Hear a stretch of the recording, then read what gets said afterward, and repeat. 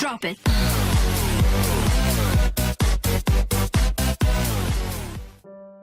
Hi, எல்லாரும் எப்படி இருக்கிறீங்க?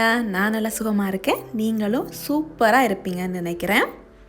இன்றைக்கி நாங்கள் இந்த வீடியோவில் ஒரு கேக் டியூட்டோரியல் தான் பார்க்க போகிறோம். அதாவது இந்த மினி மவுஸ் கேக்கில் இருக்கிற இந்த போவை எப்படி ஃபொண்டன்ட்டில் செய்கிறதுன்னு இன்றைக்கி நாங்கள் பார்க்க போகிறோம். நான் நம்புகிறேன் இந்த வீடியோ உங்களுக்கு யூஸ்ஃபுல்லாகவும் இன்ட்ரெஸ்டிங்காகவும் இருக்குமெண்டு. வீடியோவை ஸ்கிப் பண்ணாமல் முழுமையாக பாருங்கள். இந்த வீடியோ உங்களுக்கு பிடிச்சிருந்ததுண்டா லைக் பண்ணுங்கள். என்னோடய சேனலுக்கு நீங்கள் சப்போர்ட் பண்ண விரும்புனீங்கடா என்னோடய சேனலில் ஒருக்கா சப்ஸ்கிரைப் பண்ணிவிடுங்க. மேலும் இந்த சேனலோட அப்டேட்ஸ் உங்களுக்கு உடனுக்குடன் தெரிஞ்சுக்கொள்ள விரும்புனீங்கடா பக்கத்தில் இருக்க ஓல் என்ற பெல் ஐக்கனையும் ப்ரெஸ் பண்ணிவிடுங்க. இப்போ நாங்கள் இந்த கேக்கில் இந்த போவை செய்கிறதுக்கு என்னென்ன பொருட்கள் எல்லாம் தேவைன்னு பார்க்கலாம். இந்த போவை செய்கிறதுக்கு நான் 2 கலர் ஃபொண்டன்ட் யூஸ் பண்ணியிருக்கிறேன். ஒன்று பிங்க் கலர், மற்றது ஒயிட் கலர்.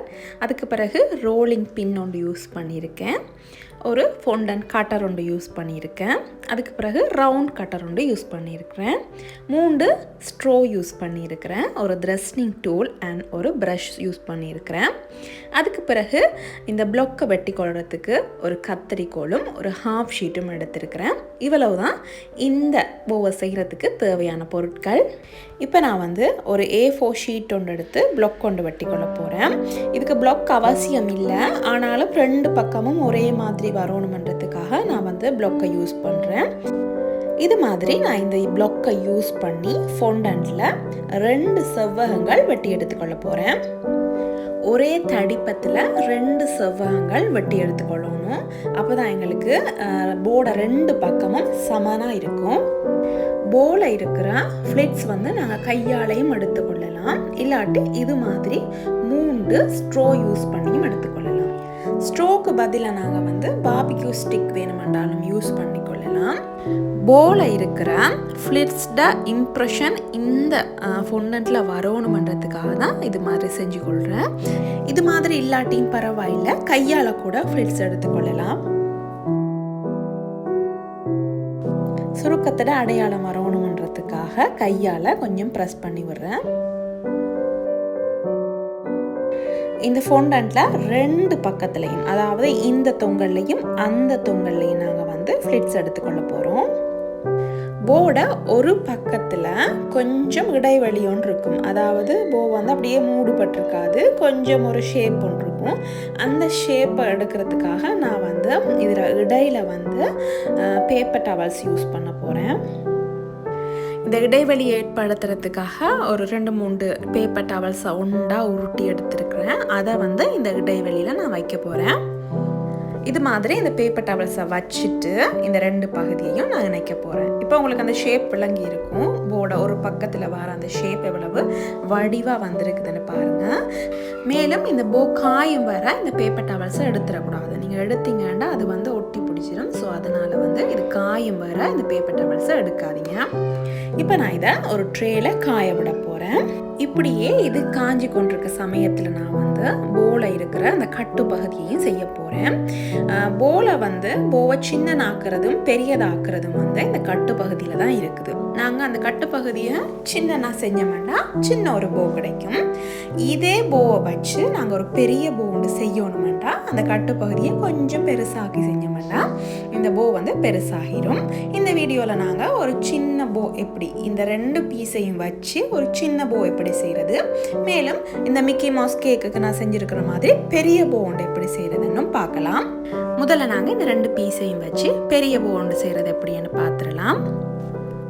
இப்போ நாங்கள் இந்த கட்டு பகுதியை எப்படி பெருசாக செய்கிறதுன்னு பார்க்கலாம்.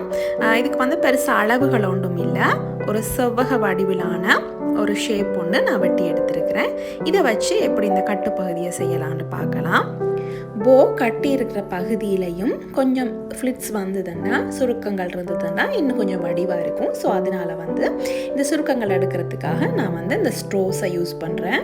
போல வந்த மாதிரி அதே இம்ப்ரெஷனை நான் இதுலையும் ஏற்படுத்துகிறேன். போர்டு எஜஸ் ஷார்ப்பாக இல்லாமல் கொஞ்சம் நேச்சுரலாக மடிஞ்ச மாதிரி இருக்கிறதுக்காக நான் இந்த எஜஸை மடித்து விட போகிறேன்.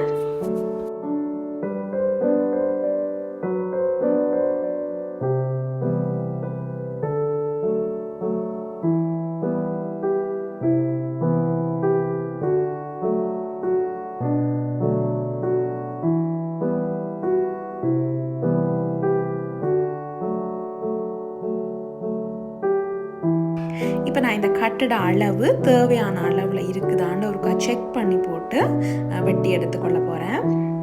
பார்த்தீங்க தானே, இது மாதிரி ஃப்ளிட்ஸ் இருந்ததுன்னா கொஞ்சம் வடிவாக இருக்கும். அதனால தான் நான் ஃப்ளிட்ஸ் எடுத்திருந்தேன். போ செய்ய வேண்டிய அளவு உங்களுக்கு இப்போவே தெரிஞ்சுதுன்னா நாங்கள் வந்து இப்போவே இதை வந்து ஒட்டி எடுத்து வச்சிடலாம். உங்களுக்கு வந்து கொஞ்சம் டவுட்டாக இருந்ததுண்டா, அதாவது பூ வந்து கொஞ்சம் பெருசாகுமா இல்லாட்டி சின்னனாகுமான்றது ஒரு டவுட் இருந்ததுண்டா இப்போவே ஒட்டிடாதீங்க. சும்மா காய வைங்க. பிறகு வந்து கம் போட்டு ஒட்டி கொள்ளலாம். நானும் அது மாதிரி தான் இதை வந்து ஒட்ட இல்லை. பிறகு மினிமாஸ்ட தலையில் வைக்கும்போது இது ஓகேயா, இதை விட பெருசாக வரணுமா இல்லாட்டி இந்த அளவு ஓகேயான்னு நான் தீர்மானிச்சுட்டு அதுக்கு பிறகு தான் வந்து இதை வந்து ஒட்டுவேன். இனி நாங்கள் இதே போவை நாங்கள் எப்படி சின்னனா செய்கிறதுன்னு பார்க்கலாம். இதே போவை நாங்கள் சின்னனா செஞ்சு கொள்ளணும்னா நடுவில் இருக்க கட்டை சின்னனாக்கினோம்னா போதும். ஸோ அதுக்கு நான் என்ன செய்கிறேன்னா ஒரு செவ்வக வடிவமான ஒரு ஃபொண்டன் பீஸை எடுத்து அதில் எட்ஜஸை மடித்து விட்டுட்டு இந்த போல ஃபிட் பண்ணி கொள்ள போகிறேன்.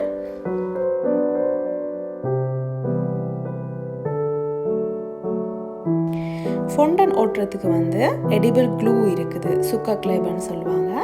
அதை வாங்கி நாங்கள் அதை ஒட்டி கொள்ளலாம். அதுக்கு பிறகு இதில் வந்து சில அடையாளங்களை ஏற்படுத்தி கொள்றதுக்கும் கையால் செய்ய முடியாத சில வேலைகளை செய்கிறதுக்காகவும் இந்த ட்ரெஸ்டிங் டூலை நாங்கள் யூஸ் பண்ணி கொள்ளலாம்.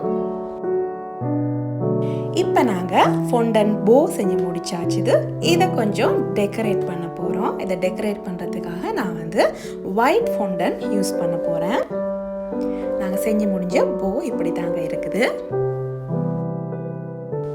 இது மாதிரி ரவுண்ட் கட்டரை யூஸ் பண்ணி நான் வந்து ஒயிட் ஃபொண்டனில் ரவுண்ட்ஸ் கொஞ்சம் வெட்டி எடுத்துக்கொள்ள போகிறேன். இந்த ரவுண்ட்ஸை வந்து நாங்கள் செஞ்சு எடுத்துருக்கிற இந்த போலை வந்து ஒட்டிக்கொள்ள போகிறோம்.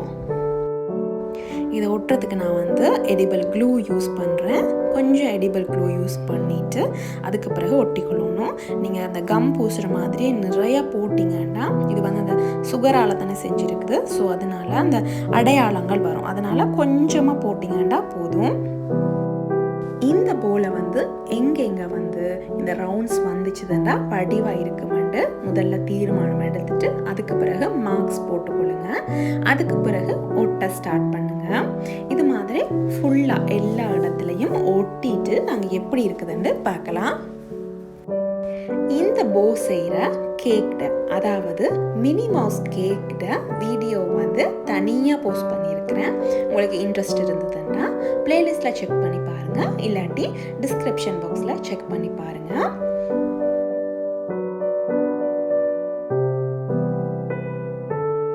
இவ்வளோதாங்க இந்த வீடியோ.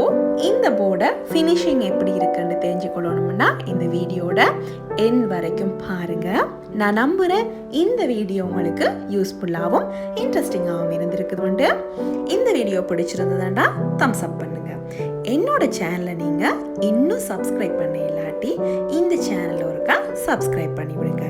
மேலும் இந்த சேனலோட அப்டேட்ஸ் உங்களுக்கு உடனுக்குடன் தெரிஞ்சுக்கொள்ள விரும்புனீங்கன்னா பக்கத்தில் இருக்க ஓல் என்ற பெல் ஐக்கனையும் ப்ரெஸ் பண்ணி விடுங்க. இன்னும் ஒரு இன்ட்ரெஸ்டிங்கான வீடியோட சந்திக்கலாம். Until then, 3D Lifestyle Germany, தர்சி. நன்றி, வணக்கம்.